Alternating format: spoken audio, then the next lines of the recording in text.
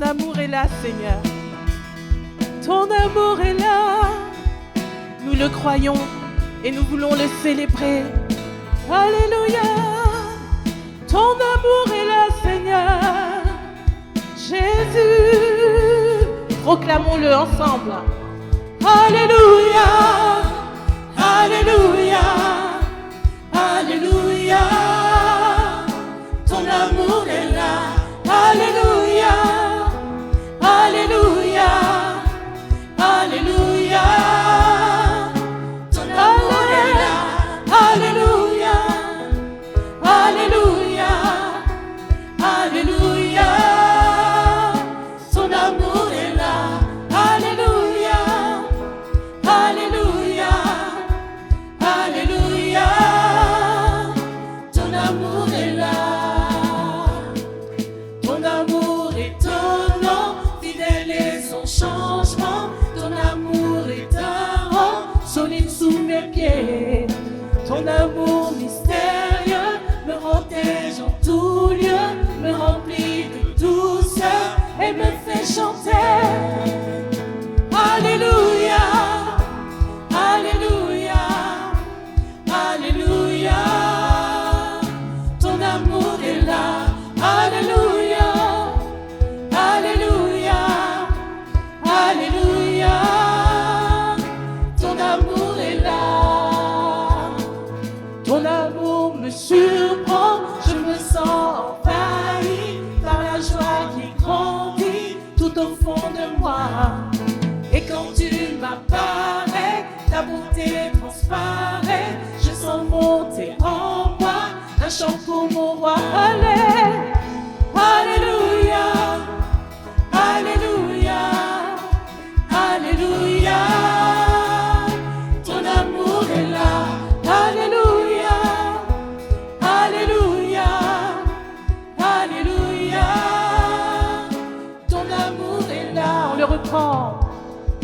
Ton amour étonnant, fidèle et sans changement. Ton amour étonnant, solide sous mes pieds.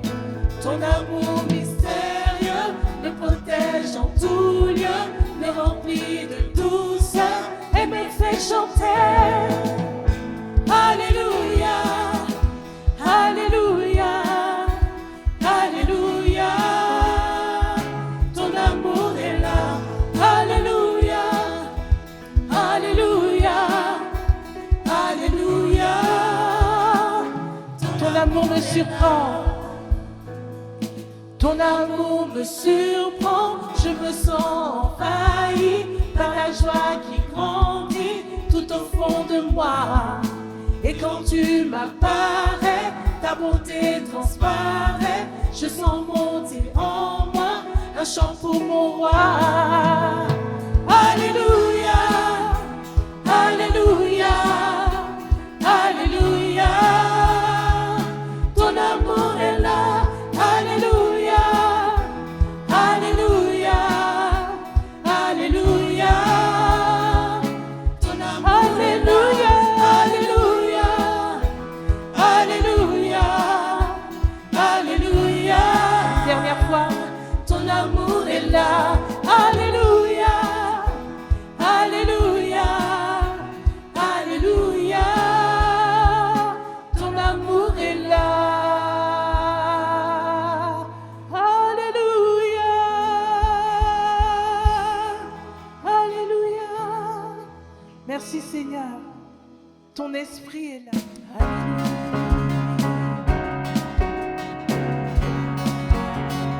Déclarons ces paroles. Déclare-les de tout ton cœur.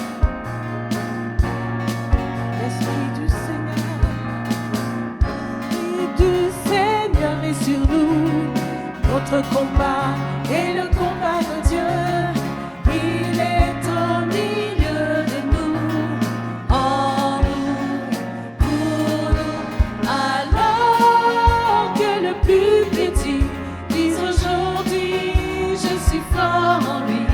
Et que le plus faible aussi dise, je puis tout, car il me fortifie. Je puis tout, car il me fortifie. Sur nos côtés, une puissante armée nous donne de triompher en lui, pour lui. Alors que le plus petit dise aujourd'hui je suis fort en lui, et que le plus faible aussi dise je puis tout car il me fortifie. Je puis tout car il me fortifie. Je puis tout car il me fortifie. Ton esprit est là, Seigneur. Alléluia, déclarons-le. L'esprit du Seigneur est sur nous.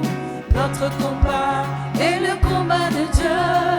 Il est au milieu de nous, en nous, pour nous, Alors que le plus petit dise aujourd'hui je suis fort en lui, et que le plus faible aussi dise je puis tout car il me fortifie. Je puis tout car il me fortifie. Sur nos fronts, à nos glorieux, à nos côtés, une puissante armée nous donne de triompher en lui, pour lui. Alors que le plus petit dise aujourd'hui je suis fort en lui, et que le plus faible aussi dise je puis tout car il me fortifie. Je puis tout car il me fortifie. Je puis tout car il me fortifie. Redéclarons-le, l'Esprit du Seigneur est avec nous.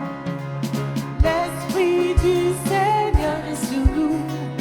Notre combat est le combat de Dieu. Crois-le. Il est au milieu de nous, en nous. Alors que le plus petit dise aujourd'hui je suis fort en lui, et que le plus faible aussi dise je puis tout car il me fortifie. Je puis tout car il me fortifie. Sur nos fronts, à nos glorieux, à nos côtés, une puissante armée nous donne de triompher en lui, pour lui. Alors que le plus petit dise aujourd'hui je suis fort en lui, et que le plus faible aussi dise je puis tout car il me fortifie. Je puis tout car il me fortifie.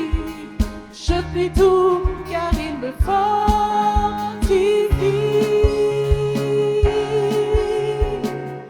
Alléluia. Alors que le plus petit dise aujourd'hui je suis fort en lui, et que le plus faible aussi dise je puis tout car il me fortifie. Je puis tout car il me fortifie. Alors que le plus petit dise aujourd'hui je suis fort en lui, et que le plus faible aussi dise je puis tout car il me fortifie. Je puis tout car il me fortifie. Je le déclare. Je puis tout car il me fortifie. Je puis tout car il me fortifie.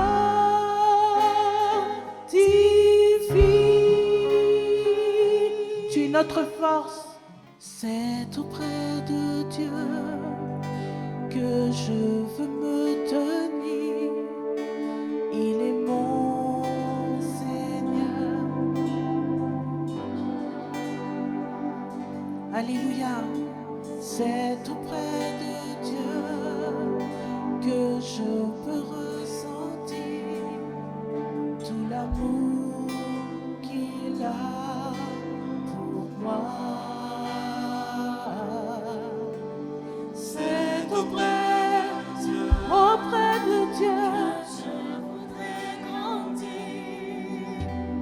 entendre le son de sa voix.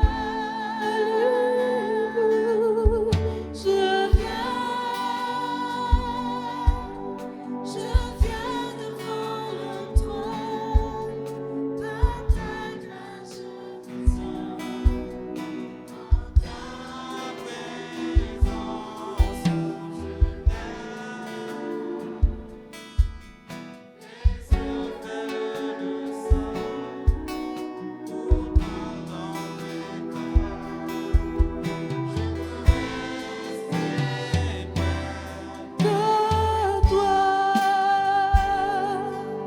c'est auprès de toi. C'est auprès de Dieu que je veux te dire qu'il est mon Seigneur pour moi. C'est auprès de Dieu que je peux ressentir l'amour qu'il a pour moi. C'est auprès de Dieu que je voudrais grandir, entendre le son de sa voix.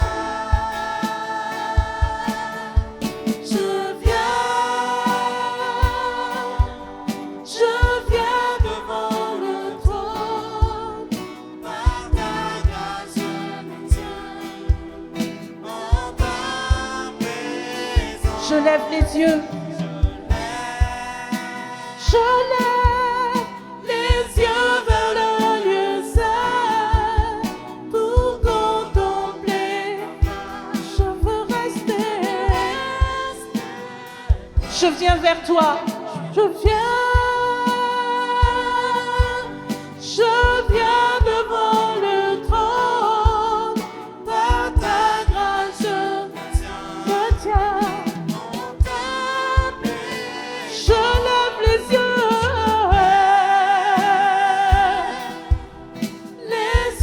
vers le saint pour te contempler. Je veux rester.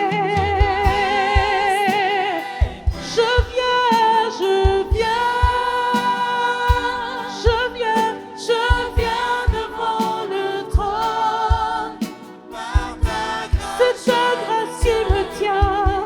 En ta présence, je lève les yeux vers le lieu saint pour te contempler. Je veux rester.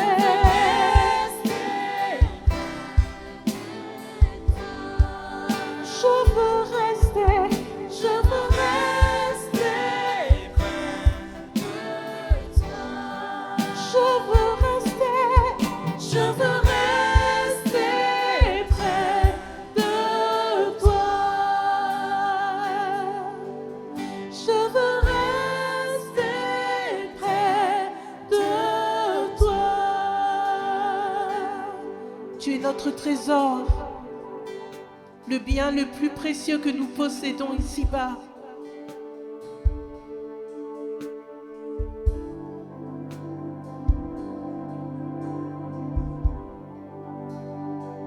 C'est auprès de Dieu, c'est auprès de Dieu que je veux me tenir. Il est mon Seigneur. C'est auprès de Dieu Que je peux ressentir ressentir tout l'amour qu'il a pour moi. C'est auprès de Dieu que je voudrais grandir pour entendre encore, pour entendre sa voix.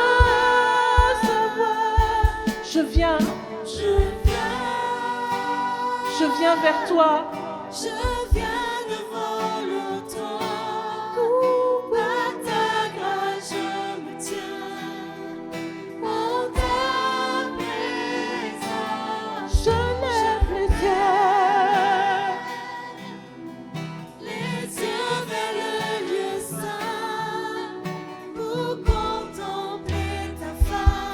contempler encore. Je veux rester près de toi. Je viens, je viens devant le trône.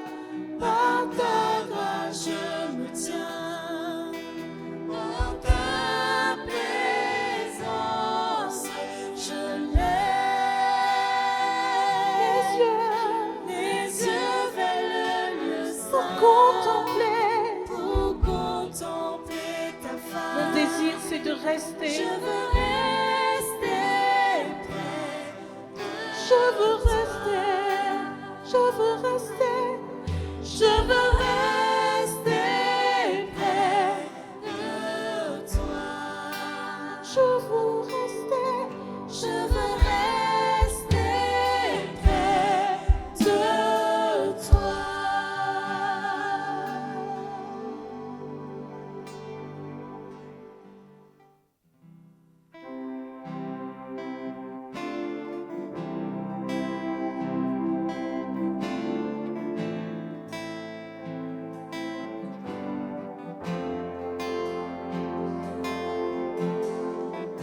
Père, je n'ai qu'un désir, être près de toi et sentir tes bras. Oh Père, tu as envoyé ton Fils bien-aimé pour quiconque croit. Saint-Esprit qui donne vie, ranime en moi ce feu pour toi. Saint-Esprit, viens par ta pluie, rafraîchis-moi et envoie un souffle nouveau.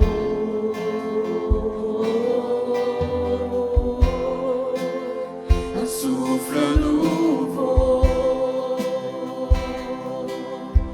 Oh, un souffle nouveau. Oh,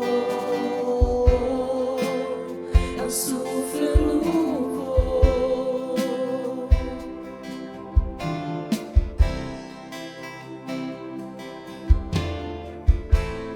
Père, je n'ai qu'un désir, être près de toi et sentir tes bras. Oh Père, tu as envoyé ton Fils bien-aimé pour quiconque croit. Saint-Esprit qui donne vie, ranime en moi ce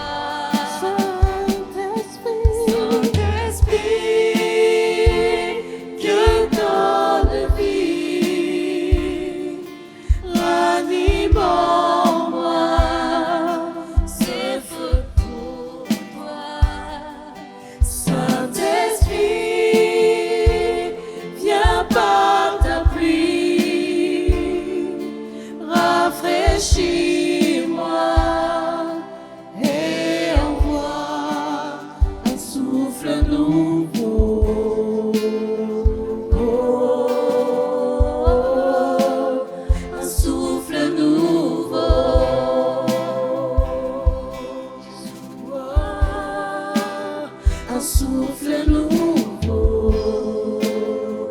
Oh, un souffle nouveau.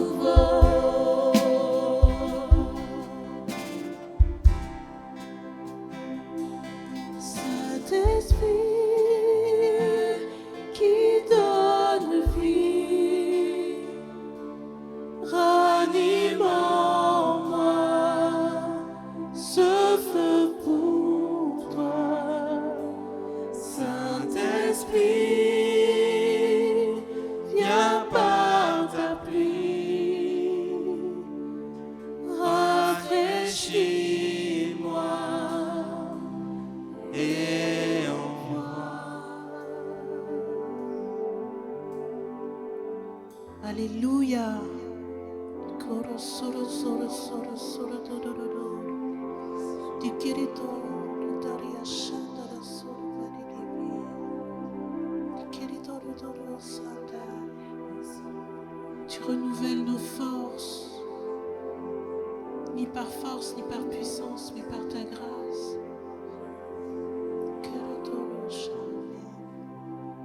Alléluia. Il faut être sans cesse émerveillé par le Seigneur. Amen. Il n'y a rien de pire que l'habitude, mais la mauvaise habitude. Et puis après, oui, on est là, mais on ne sait même pas trop pourquoi. Dieu est là. Je viens pour deux raisons. Un, pour la présence de Dieu, et deux, pour vous, pour la communion fraternelle. C'est très important d'avoir une famille. Et cette famille spirituelle, je l'ai dit déjà quelques fois, on est tous du même Père. Mais on n'a pas la même mère. Mais on est tous du même Père. Alléluia. Il y a quelque temps, j'ai eu de la fatigue et je me suis dit, waouh, tu vieillis. Non, mais ne rigolez pas parce qu'après j'ai dit, non, mais c'est vrai, quand j'étais gamin, j'étais fatigué. Souvent.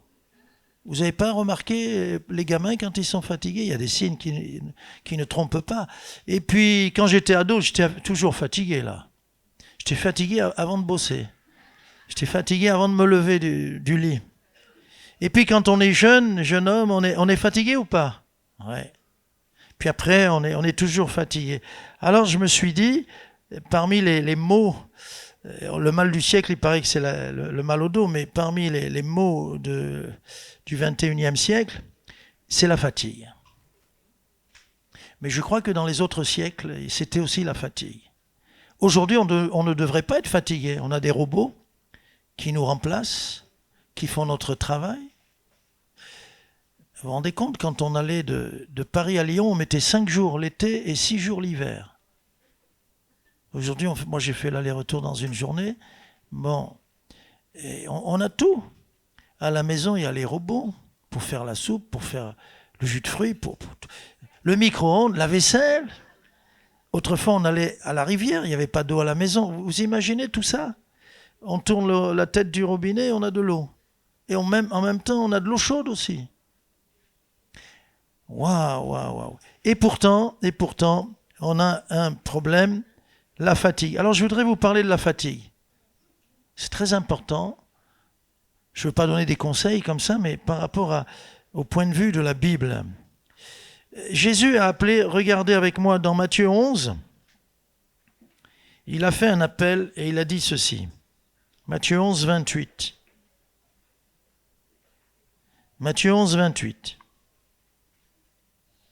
Premier évangile du Nouveau Testament. Venez à moi, vous tous qui êtes comment? Ah, il le sait le Seigneur, fatigués et chargés. C'est deux types de fatigue là. Et je vous donnerai, c'est ce qu'il vous faut? C'est ce qu'il me faut. C'est ce qu'il me faut. Du repos. Alors venez à moi, vous tous qui êtes fatigués et chargés. Et c'est un cercle vicieux. Je suis fatigué, donc je ne lis pas la Bible ou je prie moins. Et parce que je prie moins et je ne lis pas ma Bible, je suis fatigué. Et on tourne en rond et on s'enfonce. Pour chasser la fatigue, il faut d'abord et avant tout de la sagesse, quand même. Dieu nous a donné un petit cerveau. Et avec ma sagesse, je sais comment reprendre des forces. Le psaume 104 dit ceci, verset 23, le psaume 104, « L'homme sort pour se rendre à son ouvrage et à son travail jusqu'au soir. l'homme va aller travailler, mais pourquoi jusqu'au soir? Parce que le soir, il rentre où? À la maison pour aller, quoi faire? Dormir, pour reprendre des forces. Pour, si on peut parler ainsi, se défatiguer. Je me souviens, dans les camps d'ados, il faut leur dire sans cesse, vous êtes fatigués, vous en pouvez plus. La nuit, c'est fait pour dormir.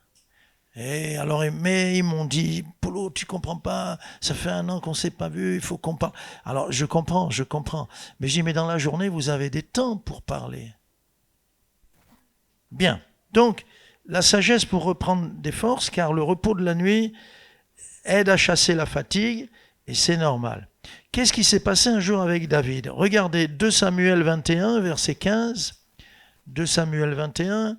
Les Philistins firent encore la guerre à Israël. David descendit avec ses serviteurs et ils combattirent les Philistins. David était fatigué. L'un des enfants de Rapha, la race des géants, un des cousins de Goliath, eut la pensée de tuer David. Il avait une lance du poids de 300 cycles d'airain et il était ceint d'une épée neuve. Waouh! Et nos ennemis, l'ennemi, c'est quand nous sommes fatigués et nous sommes une proie à ce moment-là. Il y a les bêtes, les prédateurs savent très bien attaquer dans le troupeau la bête qui est chétive, qui traîne la patte. On voit dans la Bible que, par exemple, Amalek attaquait ceux qui traînaient la patte, qui marchaient à l'arrière de l'armée, du grand convoi, et les traînards, comme la Bible les appelle.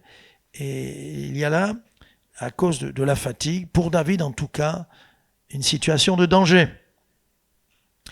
Le repos, bien aimé, c'est comme la pierre pour la faux. La faux, dans certains endroits, on ne peut pas venir avec la machine. Alors, le paysan vient avec sa faux, et la faux, dont la lame est très affûtée, sert à couper l'herbe. Puis à un moment donné, elle coupe moins bien. Alors il faut arrêter la faux. Il faut la calmer. On va chercher la pierre et on passe du temps à l'aiguiser, à l'affûter. Ce temps d'arrêt pour elle est nécessaire parce qu'elle va mieux repartir, mieux couper et mieux travailler. Vous êtes d'accord? Donc tu as besoin de... Il y a 3 qui ont compris la leçon. Tu as besoin de repos et j'ai besoin de repos. Mais attention, pas la manière du monde. Ils partent en vacances et quand ils reviennent, ils sont encore plus fatigués. Ah, comment vous savez ça? Vous le vivez aussi? Normalement, au 1er septembre, on devrait avoir des ressources, des réserves, des forces, de la joie pour attaquer au moins un trimestre, 3 mois. Dès le premier jour, ils sont fatigués. Parce qu'ils ne savent pas trouver le repos là où nous allons le trouver. Alors dans la sagesse, bien sûr. Également, l'Éternel a ordonné le Shabbat. Le sabbat, disons-nous.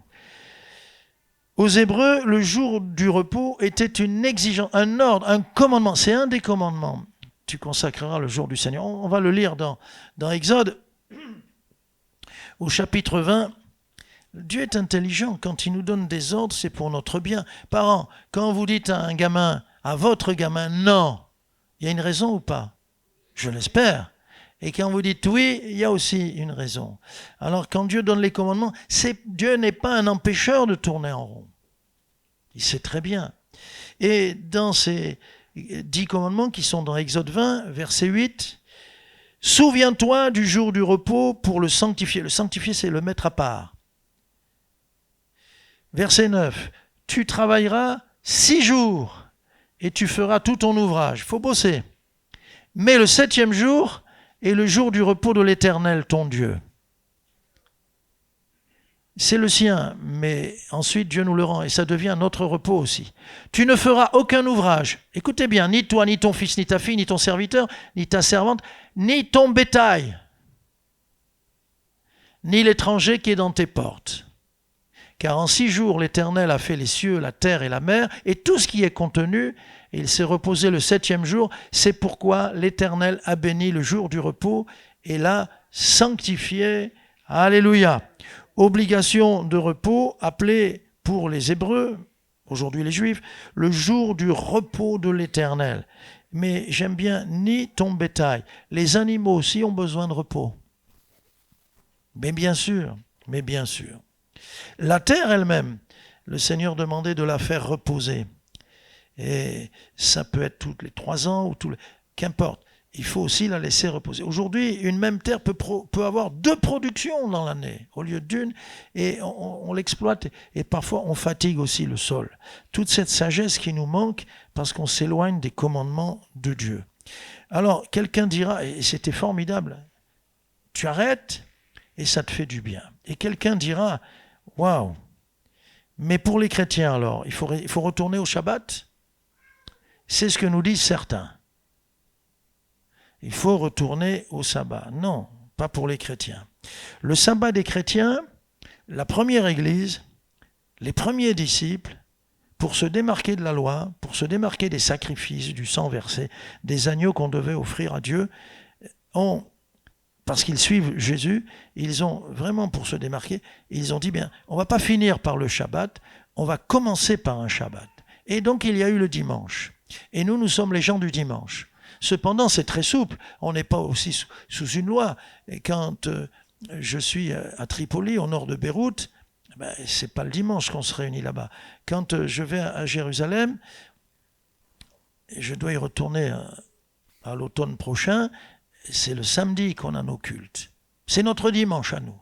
Mais les chrétiens aussi ont un jour de repos. Mais à la différence quand même, vous avez ça dans l'épître aux Hébreux. Toute l'épître aux Hébreux, elle est importante si vous voulez comprendre la transition entre l'Ancien Testament et le Nouveau Testament. On aurait dû la mettre avant Matthieu, au début du Nouveau Testament, parce qu'elle est charnière. Et en parlant des choses du passé, le Seigneur dit dans l'Épître aux Hébreux, c'était l'ombre des choses à venir, mais maintenant il y a les choses les meilleures. Et le meilleur, c'est la grâce. On est sous la grâce, on n'est plus sous la loi. Et donc dans l'Épître aux Hébreux, par exemple, le chapitre 4 est très révélateur de ce qu'est notre sabbat à nous. C'est ce qui est appelé le repos de la foi, le 7e jour. C'est dans chapitre 4, verset 4, entrer dans son repos, verset 1, le repos de sabbat, verset 9. Alors, qu'est-ce que c'est pour les chrétiens? Regardez, ça s'affiche, chapitre 4, verset 3, puis 9, puis 11.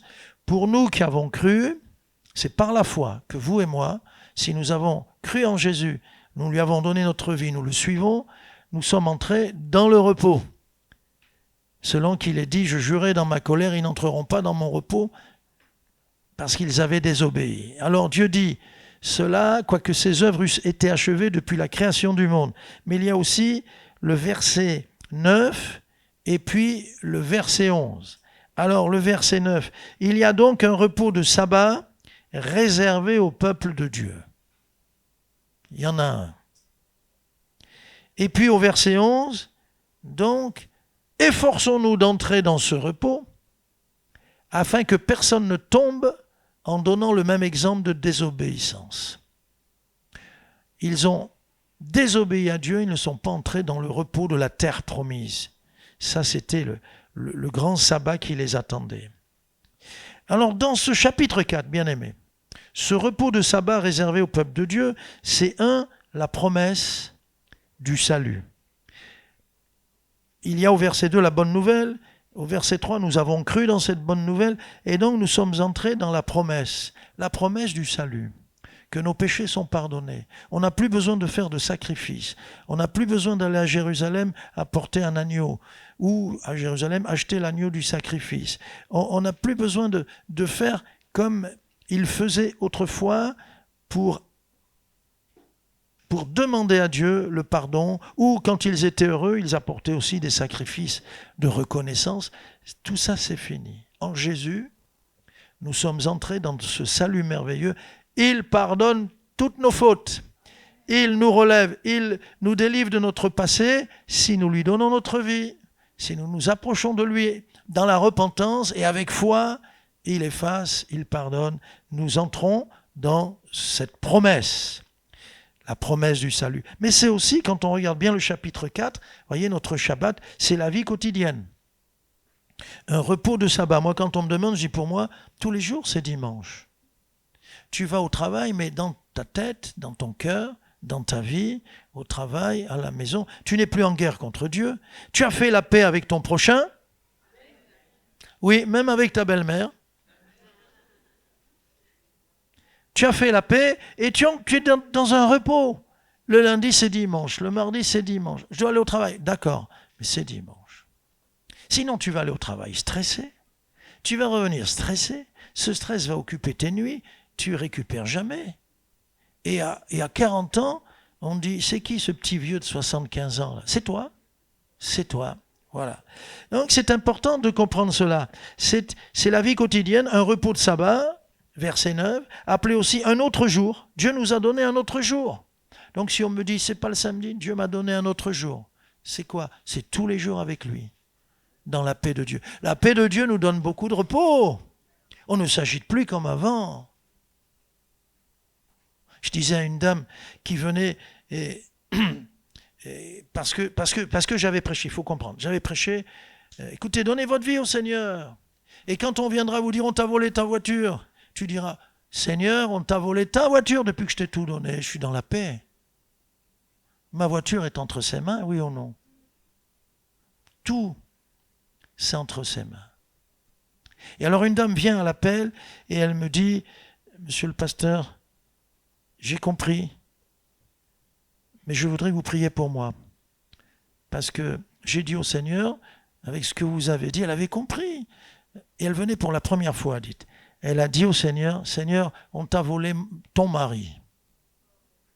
Une petite jeune était venue lui piquer son mari. Alors j'ai dit, ça c'est la bonne attitude. Allez, on va prier et vous êtes dans la paix. Il ne faut surtout pas que ce mal rentre. La flèche est partie, mais il ne faut pas l'enlever seulement. Le poison aussi. Et faites une expérience avec le Seigneur. Et elle venait, et je dis, venez me voir à chaque réunion. Et elle venait chaque réunion. Et je suis dans la paix, c'est merveilleux Jésus, je suis dans la paix. Pourtant, on lui avait volé son mari. Et le dernier jour, je ne sais plus si c'était le samedi ou le dimanche, une longue mission, elle me dit, il est revenu. Il peut ne pas revenir, mais tu es dans la paix. Notre paix à nous, ce n'est pas une absence de problèmes, de guerre, c'est dans les difficultés, dans la tempête, tu es dans la paix. De toute façon, Jésus a dit, ne vous inquiétez de rien. Et il a dit, si on s'inquiète, qu'est-ce qu'on peut rajouter à la longueur de nos jours? Qu'est-ce qu'on peut rajouter? Même pas une coudée. Une coudée, c'est à peu près 50 cm. Alors, dans la paix du Seigneur. C'est aussi une promesse, la promesse du salut, la vie quotidienne, et c'est aussi au verset 10 de ce chapitre 4, pensez au chapitre 4, méditez à nouveau à la maison, chapitre 4, c'est ce qui s'appelle se reposer de ses œuvres.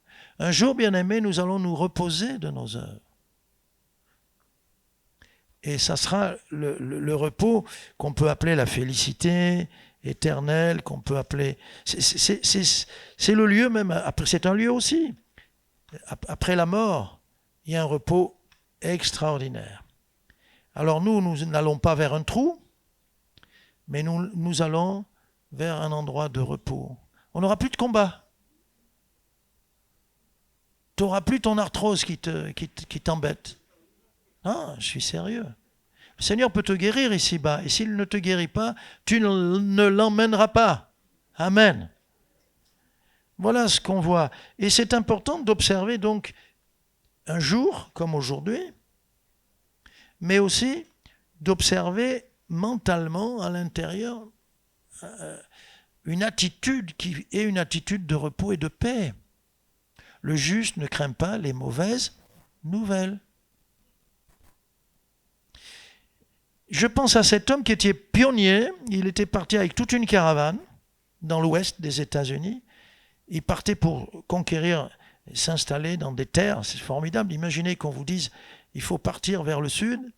On prend tous nos chariots, nos charrettes, nos chariots, les enfants, tout, le chien, tout, ton poisson rouge si tu veux, et on y va. Et puis quand il trouvait un endroit formidable, c'était géant, tout est géant là-bas, il s'installait. Oh, tu dis, moi, je vais prendre que 5 ou 6 hectares parce que j'ai qu'un fils. Comment je vais faire pour travailler tout ça? Lui, il peut en prendre plus. Il a 5 ou 6 gamins, garçons et 2 filles. Waouh! Bon, c'était comme ça. Et ils sont partis, une caravane, à la conquête des terres de l'Ouest, pas pour la ruée vers l'or. Hein. Et à un moment donné, ils s'arrêtent le samedi. Donc ce moment donné, c'est le dimanche matin. Allez, on repart, le chef de la caravane. Et le chrétien dit, non, non, non, non, c'est dimanche. Moi, je vais faire un culte en famille, on va lire la Bible, on va prier, on va remercier Dieu, et même les chevaux doivent s'arrêter. Ils se sont moqués de lui. Un chrétien, c'est toujours...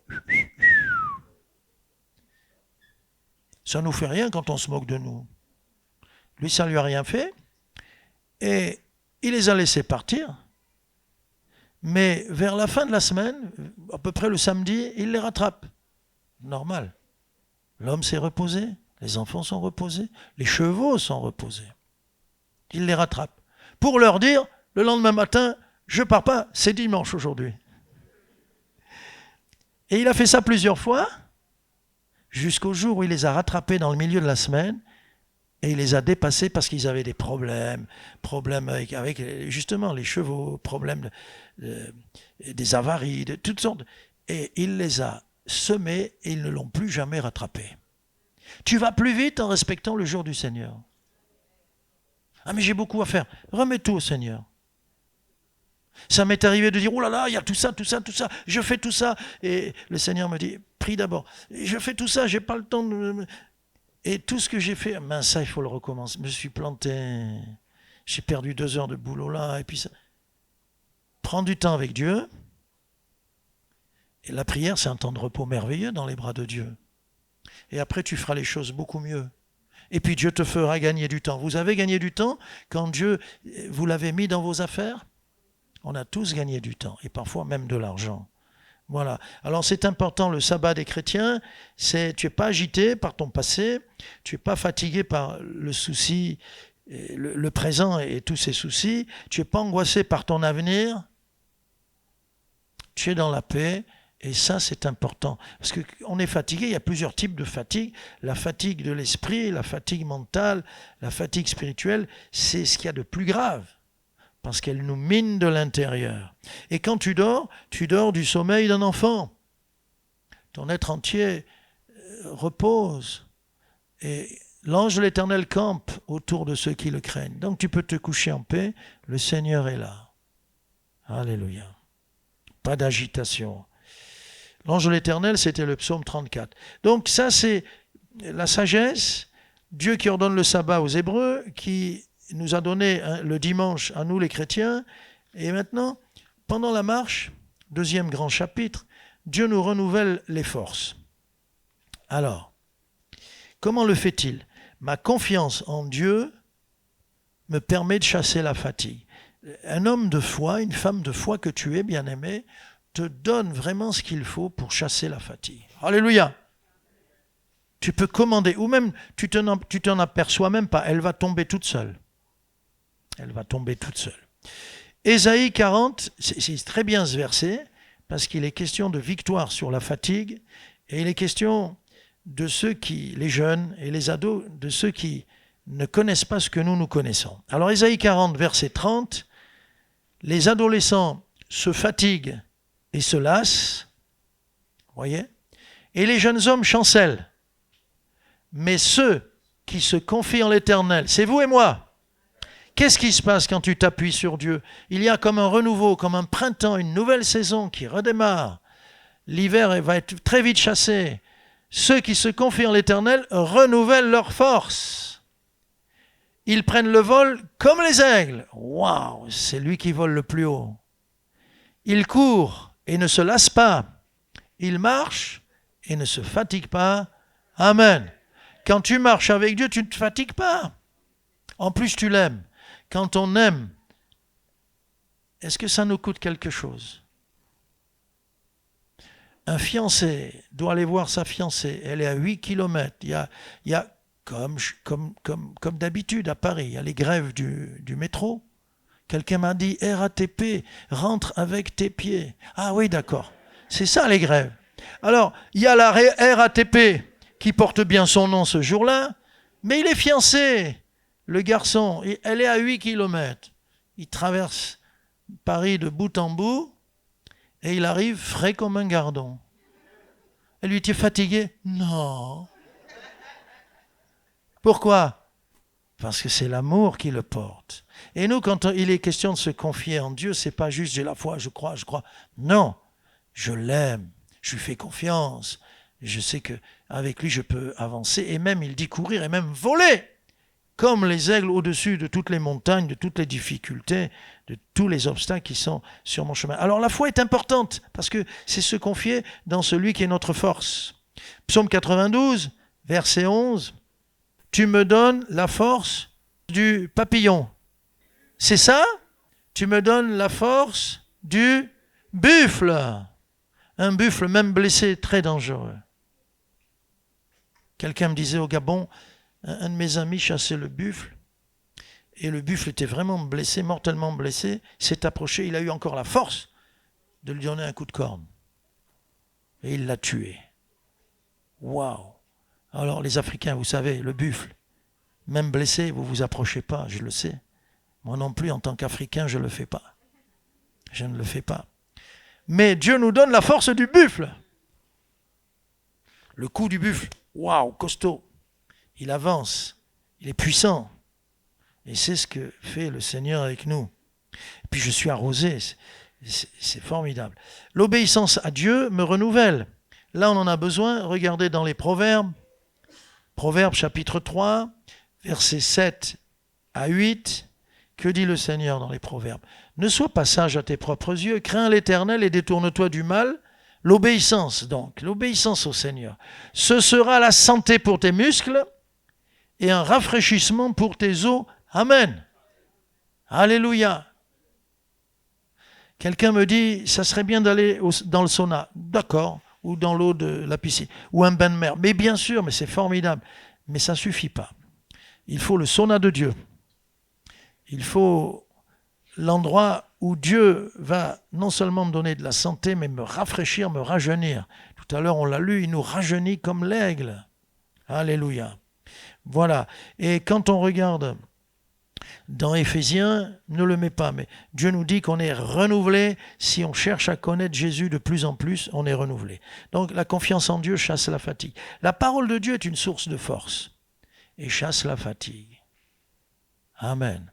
Pourquoi? Parce qu'il y a des ordonnances pour être renouvelé. Il y a des ordonnances dans la Bible, on en trouve une quantité extraordinaire de conseils, de choses à faire pour nous déstresser, pour nous apporter ce repos de la foi. Dieu peut nous dire parfois ce qui cause cette fatigue mentale ou spirituelle. Va te réconcilier. Ça ne va pas. Sois en paix avec lui.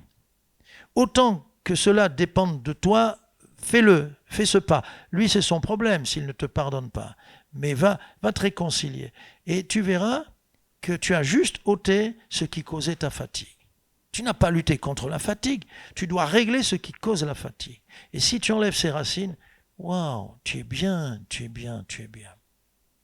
Être pardonné par Dieu aussi, c'est comme quand on va à la salle de bain. On entre dans la salle de bain, waouh, on a transpiré, je ne dis pas les odeurs, tout ça. On entre. Mais quand tu sors, tu es transformé. Tu es rajeuni. Tu ne sens plus la fatigue. Ou tu la sens, mais c'est plus rien du tout par rapport à avant. Alors, c'est important, bien-aimés, que nous laissions le Seigneur nous restaurer, nous réparer, nous refaire. J'ai pensé au psaume 19, verset 8. La loi, la parole de Dieu, la loi de l'Éternel est parfaite. Elle restaure l'âme. Le témoignage de l'Éternel est véritable, il rend sage l'ignorant. Voyez, la parole de Dieu qui nous restaure. Et Samson, qui était fatigué, s'est arrêté au torrent. Juge, chapitre 15, verset 19. Qu'est-ce qui s'est passé? Il était assoiffé, ses forces disparaissaient petit à petit. Et puis tout d'un coup, il a senti la fatigue. Et un miracle a eu lieu pour Samson. Juge 15, verset 19. Dieu fendit la cavité du rocher qui est à Léchi et il en sortit de l'eau. Une source est née à partir du rocher. Quel miracle! Samson but, son esprit se ranima et il reprit vie. C'est de là qu'on a appelé cette source En-Akkoré. Elle existe encore aujourd'hui à Léchi. Et la Bible nous dit qu'il y a un rocher qui nous accompagne à nous, partout où nous allons. Ce rocher, c'est Christ. Et partout où nous allons, nous pouvons traverser un désert. Il est celui qui me désaltère. Je peux aller n'importe où, on me jette n'importe où. Christ vient avec moi, ou plutôt je vais avec lui. Et il est celui qui me désaltère. Je bois. Et quand tu bois au torrent de Dieu, alors la vie revient, il reprit vie, il se ranima. Ah, la parole de Dieu nous anime et nous ranime. Et le psaume 65 dit ceci, verset 10, « Le ruisseau de Dieu est plein d'eau ». Dieu n'est jamais à sec dans ses puits, dans ses sources, dans ses ruisseaux. Ça ne tarit jamais. Et cette parole de Dieu, elle est là comme de l'eau vive qui chasse toutes mes fatigues. Il parle à mon âme, il rafraîchit mon être tout entier, mon corps, il satisfait l'âme altérée. Et dans la prière aussi, c'est mon troisième et dernier petit point du grand 2, et c'est la fin de ce message. À genoux, nous chassons beaucoup de fatigue, bien-aimés. Vous l'expérimentez, vous le savez, nous chassons des problèmes, nous chassons et nous remportons la victoire sur nos ennemis. À genoux, on avance plus vite. Quelqu'un me dit, j'ai le bras long. Je dis, tu ferais mieux d'avoir les genoux flexibles. Parce qu'on avance beaucoup à genoux. Et si tu veux être en pleine forme, passe du temps avec le Seigneur dans la prière. Waouh! Il y a beaucoup de versets, on ne va pas y aller, mais vous savez, c'est comme, tout à l'heure on parlait des animaux. Autrefois, quand on voyageait en France, par exemple, le cavalier prenait son cheval et au galop. Et s'il doit aller de Paris à Marseille, tu dis, mais il va tuer l'animal. Non! Il y avait des relais toutes les 2 heures ou toutes les 4 heures. Et tu prends ton cheval et au galop, et puis tu t'arrêtes à un relais, ton cheval il n'en peut plus, toi non plus, tu fais une petite pause, mais tu le laisses et on te donne un autre cheval, tout frais comme on dit. Et tu fais ça 10 fois, 20 fois, 30 fois s'il le faut. Tu changes de cheval. Bien sûr, il regardait si ton cheval était sain quand même. Tu n'allais pas venir avec un bourricot et prendre un bon cheval. Et c'était pareil pour les chariots. On changeait les diligences, changeait les chevaux et on mettait des chevaux tout frais. Et la prière, c'est ça. Chaque fois, tu prends des forces nouvelles et tu avances. Et tu vas de relais en relais. Alors, combien de relais? Ça dépend de toi, ça dépend de tes genoux, mais prends autant de relais que tu veux. Prier, on l'a vu, c'était quand, la semaine dernière ou il y a 15 jours? Prier, c'est associé à la joie, c'est se régaler. Quand on vient dans la prière, on est heureux, parce qu'on va en présence de celui qui nous aime et qu'on aime. Et puis, il y a quelque chose, la vraie prière, c'est... Wow. Et donc, cette joie que tu as, la joie est notre force, la joie du Seigneur. Et ça nous rajeunit tout ça. Donc dans la prière, tu avances et tes forces sont renouvelées et la fatigue s'en va. Alléluia. Quand on prie en langue, le Seigneur le dit dans 1 Corinthiens 14, prier en langue nous édifie, nous répare, nous revigore. 1 Corinthiens 14, celui qui parle en langue s'édifie lui-même, se fortifie. Il faut le faire, pratique cela quotidiennement. Et quand on est dans la prière, on est en contact du Saint-Esprit. Le Saint-Esprit, une des 2 images du Saint-Esprit, l'huile c'est du baume sur les plaies, pour restaurer, pour réparer, pour soigner et guérir. Et une autre image du Saint-Esprit, c'est le feu. Le feu en toi, les forces te sont communiquées à nouveau. Et tu continues. Alors en conclusion, David, le berger, on a parlé du berger dimanche dernier. Donc, la joie dans la prière, c'était il y a 15 jours. Il restaure mon âme, dit David, et même mon être tout entier. Et donc, quand on vient au bon berger, au grand médecin qu'il est, Jésus, on n'est plus les mêmes. Nous sommes paisibles, nous sommes heureux, Nous n'avons plus d'inquiétude, donc ce fardeau. Jésus dit, venez à moi, vous tous qui êtes fatigués, et chargés.